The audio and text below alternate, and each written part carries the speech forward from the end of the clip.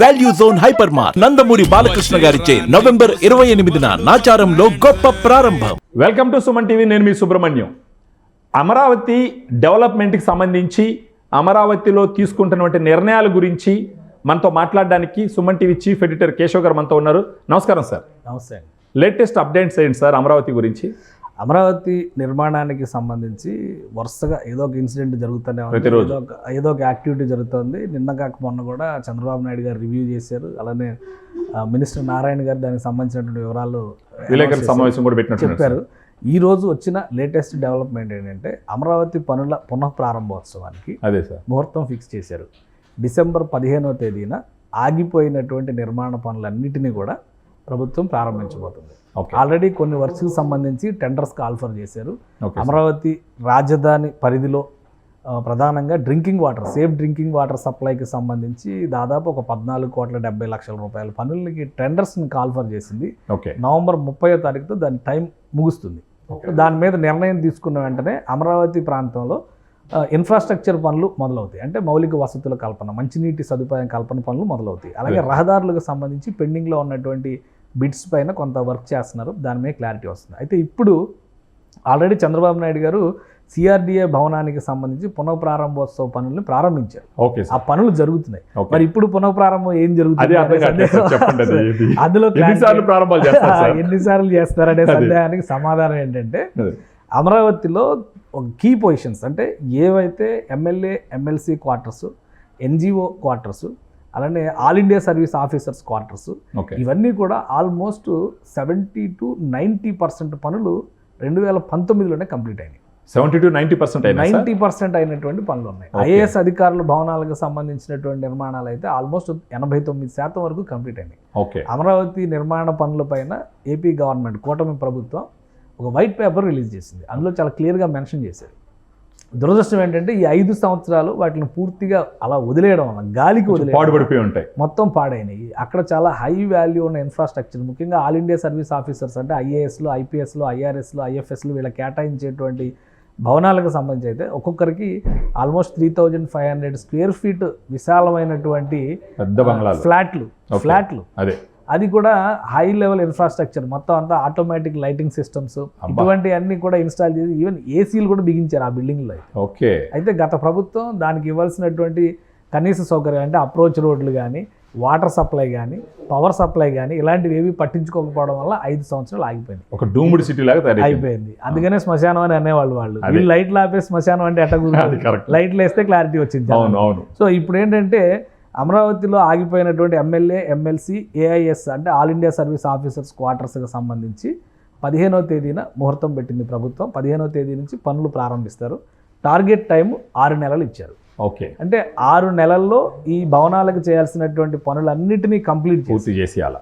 అంటే డిసెంబర్లో మొదలైతే జూలై నాటికి అంటే గవర్నమెంట్ ఈ ప్రభుత్వం అధికారంలోకి వచ్చి ఏడాది అవుతుంది, ఆల్మోస్ట్ ఏడాది అవుతుంది. అప్పటికి ప్రారంభోత్సవానికి ఇది సిద్ధం కావాలి. మంచి ఐడియా సార్ ఇది. అంటే అధికారుల్ని మాక్సిమం వాళ్ళందరినీ కూడా అక్కడ ఉండేలాగా చేస్తే కనుక యాక్టివిటీ మొదలైంది.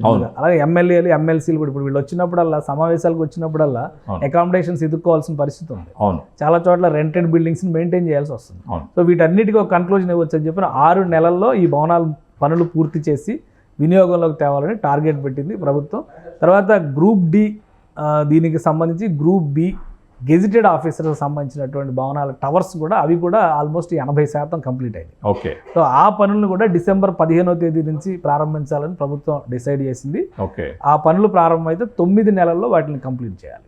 అంటే ఇవి 6 నెలల్లో కంప్లీట్ అయితే 9 నెలలు అంటే మళ్ళీ వచ్చే నవంబర్ నాటికి, అక్టోబర్ నవంబర్ నాటికి ఈ భవనాలు కూడా పూర్తయ్యేదానికి జాగ్రత్తలు తీసుకోవాలి. దానికి కావాల్సినటువంటి రిక్వైర్మెంట్స్ అన్నిటిని కూడా ఆల్రెడీ అంచనా వేశారు. టెక్నికల్ కమిటీ స్పెషల్గా దీనికోసం ఐఐటి చెన్నై నుంచి వచ్చినటువంటి బృందాలు అందరూ కూడా పరిశీలించి టోటల్గా దాని సామర్థ్యం విషయంలో అది బలంగా దృఢంగా సర్టిఫికేషన్ ఇచ్చారు కాబట్టి ఇక అది అక్కడ ఆ క్లారిటీ ఇచ్చారు కాబట్టి ఆ పనులు కూడా మొదలు పెట్టేస్తారు. ఇంకోటి ఎన్జిఓస్కి సంబంధించి, మినిస్టర్స్కి సంబంధించి జడ్జెస్ బంగ్లాలు ఉన్నాయి. ఐఏఎస్, సీనియర్ ఐఏఎస్ ఆఫీసర్ అంటే principal secretary level, special chief సెక్రటరీలు, స్పెషల్ చీఫ్ సెక్రటరీ లెవెల్ వాళ్ళకు కూడా ఇండివిజువల్ బంగ్లాస్ డిజైన్ చేశారు. అంటే విల్లాస్ టైప్. సో అవి కూడా 9 months టార్గెట్ పెట్టారు. డిసెంబర్ 15వ తేదీన వాటి పనులకు కూడా ప్రారంభోత్సవం చేస్తారు, పునఃప్రారంభం చేస్తారు. మళ్ళీ 9 నెలల్లో ఇవన్నీ కూడా పూర్తి చేసి గృహప్రవేశాలకు సిద్ధం కావాలని చెప్పి ప్రభుత్వం ఆదేశించింది. సో ఇవి కాకుండా ఇన్ఫ్రాస్ట్రక్చర్ జోన్కి సంబంధించి 1, 2, 3, 4, 5, 6 అని చెప్పని అక్కడ కూడా కొన్ని నిర్మాణాలు చేస్తున్నారు. ఆ నిర్మాణాలను కూడా 15వ తేదీ నుంచి ప్రారంభించబోతున్నారు. అయితే వాటికి 24 నెలల సమయం, అంటే 2 ఏళ్ల సమయాన్ని ఇచ్చారు. అంటే అవి బిగినింగ్ స్టేజ్లో ఉన్నటువంటి నిర్మాణాలు. సో ఇవన్నీ కూడా కంప్లీట్ అయితే ఓవరాల్గా ఇప్పుడు వేసుకున్నటువంటి అంచనా ప్రకారం 2.5 సంవత్సరాల్లో అమరావతి నగరానికి సంబంధించినటువంటి ఒక స్వరూపం ఆవిష్కృతం అయింది. అసలు ఫస్ట్ 9 నెలలు 10 నెలల కాలాన్ని మనం అంచనా వేసుకొని చూస్తే కనుక వాటర్ సప్లై, రోడ్ రూట్స్, తర్వాత పవర్ సప్లై ఇవి కనుక ఏర్పాటు చేయగలిగితే ఈ 9 నెలల్లో పూర్తయ్యేటువంటి భవనాల్లోనే ఖచ్చితంగా అక్కడ ఒక నివాసయోగ్యమైనటువంటి వాతావరణ స్థితిని ఏర్పాటు చేయాలనేది ప్రభుత్వానికి తీసుకున్నటువంటి సంకల్పం. అంటే ఒక ఏడాదిలో అమరావతిలో ఈ కొత్తగా వెళ్ళబోయేటువంటి నివాసయోగ్యమైనటువంటి వాతావరణం ఏర్పడుతుంది. 24 నెలల్లో అమరావతి కోర్ క్యాపిటల్ ఏరియాలో మేజర్ యాక్టివిటీ మొదలవడానికి ఆస్కారం ఉంటుంది. ఇది ఇప్పుడు ప్రభుత్వం తాజాగా తీసుకున్నటువంటి ఒక నిర్ణయం. దీనికి అనుగుణంగా ఏపీసీఆర్డీఏ ఒక షెడ్యూల్ని అనౌన్స్ చేసింది.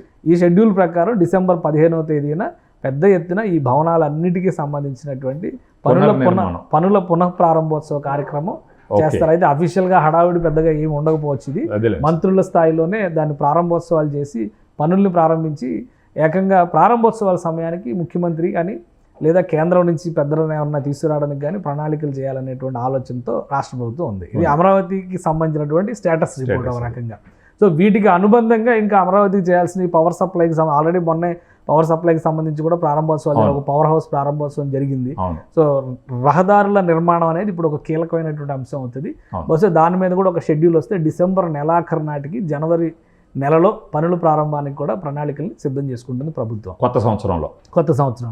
అంటే ఇన్ఫ్రాస్ట్రక్చర్కి సంబంధించి మౌలిక వసతులకు సంబంధించి. సార్ దీంతో పాటు మంత్రి నారాయణ గారు ఒక విలేకరు ఏదో అడుగుతూ ఉంటే భవిష్యత్తులో మళ్ళా రాజధాని అక్కడ మారుస్తాం ఇక్కడ మారుస్తాం అన్న ఒక అపోహ లేకుండా అమరావతిని శాశ్వత రాజధానిగా చేయటానికి సెంట్రల్ గవర్నమెంట్ నుంచి ఏదైనా గెజెట్ వచ్చే అవకాశం ఉందా అని అన్నప్పుడు నారాయణ గారు ఉండి అప్పుడే మొదట్లోనే సెంట్రల్ గవర్నమెంట్ ఒకే రాజధాని అమరావతి అని చెప్పినారు.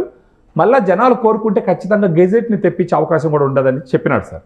దీన్ని ఎలా విశ్లేషిస్తారు మీరు? అంటే అమరావతి ఇప్పుడు వచ్చిన సమస్య ఏంటంటే రాష్ట్రానికి ఒకటే రాజధాని. అవును, అమరావతిని రాజధానిగా రాష్ట్ర ప్రభుత్వం నోటిఫై చేసే నాటికి ఆంధ్రప్రదేశ్కి ఉమ్మడి రాజధాని ఉంది. అవును, హైదరాబాద్ నగరం ఉమ్మడి రాజధాని. హైదరాబాద్ కూడా ఉంది. ఒకవేళ అమరావతి రాజధాని అని కేంద్ర ప్రభుత్వం ద్వారా గెజిట్ నోటిఫికేషన్ కనుక వెలువరించే పరిస్థితిలో ఉంటే హైదరాబాద్ను పూర్తిగా వదులుకోవాల్సిన పరిస్థితి ఉంటుంది.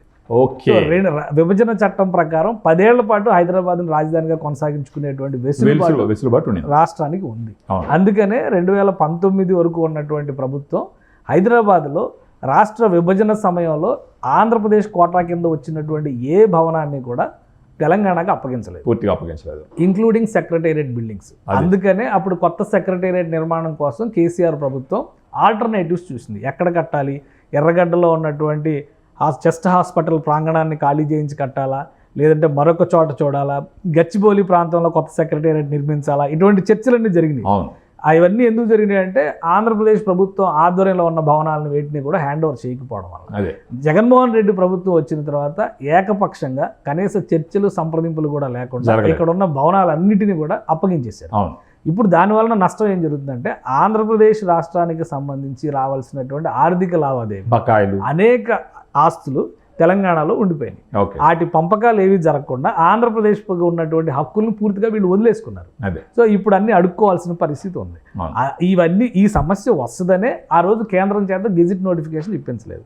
అయితే రాష్ట్ర ప్రభుత్వం నోటిఫై చేసినటువంటి చెల్లదు అనేటువంటి ఒక వితండవాదాన్ని 2019లో వచ్చినటువంటి ప్రభుత్వం చేసింది. ఇప్పుడు ఖచ్చితంగా ఆంధ్రప్రదేశ్కి రాజధాని అమరావతి. ఎందుకంటే ఆల్రెడీ జియోలాజికల్ సర్వే ఆఫ్ ఇండియాకి సంబంధించినటువంటి మ్యాప్ల్లో కూడా ఆంధ్రప్రదేశ్ రాజధాని అమరావతి అని చూపించారు. కాబట్టి అందులో ఏమీ డోకా లేదు. ఇప్పుడు ఏదైతే డొల్లా అని చెప్తున్నారో గెజిట్ నోటిఫికేషన్, ఖచ్చితంగా గెజిట్ నోటిఫికేషన్ ఇస్తారు. నాకున్నటువంటి సమాచారం ప్రకారం ఆంధ్రప్రదేశ్లో ఉన్నటువంటి జిల్లాల పునర్విభజన కూడా జరుగుతుంది. ఓకే. అమరావతి జిల్లా అనేది ఒకటి కొత్తగా ఏర్పడబోతుంది. ఓకే. రాజధాని ప్రాంతాన్ని ఒక జిల్లాగా నోటిఫై చేసి ఒక స్పెషల్ పిన్ కోడ్ ఇచ్చేటువంటి అవకాశం కూడా రాజధాని ప్రాంతానికి ఉంటుంది. ఓకే. సో ముందు దానికి ఒక స్వరూపం ఇస్తే ఏదీ లేనప్పుడే అమరావతిని స్మార్ట్ సిటీస్ లిస్ట్లో చేర్చినారు. అప్పట్లో కేంద్ర ప్రభుత్వం ఫండింగ్ చేసింది. అవును. ఇక్కడ వాడుకోవడం చేతకాక వదిలేసినటువంటి పెద్ద మనుషులు గెజిట్ నోటిఫికేషన్ చుట్టూ మాట్లాడుతూ పోయారు. అవును. ఇప్పుడు గెజిట్ తీసుకురావడం పెద్ద సమస్య కాకపోవచ్చు. అందుకనే ఇంత హడావుడిగా యుద్ధ ప్రాతిపదికన ఈ పనులన్నీ కూడా రాష్ట్ర ప్రభుత్వం చేస్తుంది. బహుశా ఒక ఏడాది తిరిగే లోపు అమరావతికి సంబంధించినటువంటి ఇంకో విషయం, మీరు ఈ మధ్యకాలంలో జరిగినటువంటి డిఫరెన్స్ ఏంటంటే 55,000 ఎకరాల రాజధాని ఎందుకు అని చెప్పి ఇప్పుడు సిఆర్డీఎఫ్ పరిధిని పునర్నిర్వచించింది కొత్త ప్రభుత్వం. అటు పల్నాడు జిల్లాలో కొంత భాగం, ఇటు బాపట్ల జిల్లాలో కొంత భాగం, ఇటు ఎన్టీఆర్ జిల్లాలో కొంత భాగం, మళ్ళీ ఆ పరిధిని విస్తరించి సిఆర్డీఎఫ్ పరిధిని కొంచెం పెంచారు. సో కాబట్టి ఇవన్నీ ఎందుకు జరుగుతున్నాయి మార్పులు చేర్పులు అంటే అమరావతి జిల్లా ఏర్పాటులో భాగంగానే ఇప్పుడున్న 26 జిల్లాలకు తోడు బహుశా ఇంకా 1-2 జిల్లాలు పెరిగే అవకాశం ఉంది. ఎప్పటి నుంచో ఆకాంక్షలుగా మిగిలిపోయినటువంటి మదనపల్లి జిల్లా లాంటిది కూడా జిల్లాగా మారేటువంటి అవకాశం ఉందనేటువంటి ఒక సమాచారం ఉంది. బాపట్ల జిల్లాని కొంత కుదించి ఇటు తెనాలి జిల్లా కూడా ఏర్పడుతుంది అనేటువంటి ఒక సమాచారం ఉంది. సో వీటన్నిటిపైన కూడా రాష్ట్ర ప్రభుత్వం కసరత్తు చేస్తుంది. అందుకనే గెజిట్ నోటిఫికేషన్ పైన మన నారాయణ గారు ఒక క్లారిటీ ఇచ్చారు. అంత అవసరమైతే ఖచ్చితంగా ఇస్తాం, ఖచ్చితంగా ఈసారి ఇస్తారు. ఎందుకంటే ఆ ఒక్క లొసుగును పట్టుకునే గత ప్రభుత్వం కోర్టుల చుట్టూ తిరిగి కోట్ల రూపాయలు ఖర్చు పెట్టినటువంటి పరిస్థితి చూశారు. కాబట్టి ఈసారి ఆ నిర్ణయం తీసుకుంటారు. దానిపైన ఒక సమగ్ర ప్రణాళికతోనే రాష్ట్ర ప్రభుత్వం ముందడుగు వేస్తున్నటువంటి సంకేతాలు అయితే స్పష్టంగా ఉన్నాయి. అదే sir, thank you sir. So ఈ విధంగా అమరావతిని గ్రాఫిక్స్, టెంపరీ బిల్డింగ్స్ అని మాట్లాడుతున్నటువంటి ప్రత్యర్థి పార్టీ వాళ్ళకి ఇక మీదట అమరావతి శాశ్వత రాజధాని అవుతుంది. అక్కడ పనులన్నీ చాలా వేగవంతంగా స్టార్ట్ అయినాయి. ప్రస్తుత గవర్నమెంట్ చిత్తశుద్ధితో అమరావతిని తొందరగా డెవలప్ చేసి ఆంధ్రప్రదేశ్కి ఒక గుండికాయ లాంటి ఒక క్యాపిటల్ సిటీని బిల్డ్ చేయాలని చెప్పేసి అన్ని పనులు జరుగుతున్నాయనేసి కేశవ్ గారు చెప్పడం జరిగింది. Thank you very much. Suman టీవీలో మీ పర్సనల్ అండ్ బిజినెస్ ప్రమోషన్స్ కోసం కింది నెంబర్కి కాంటాక్ట్ చేయండి.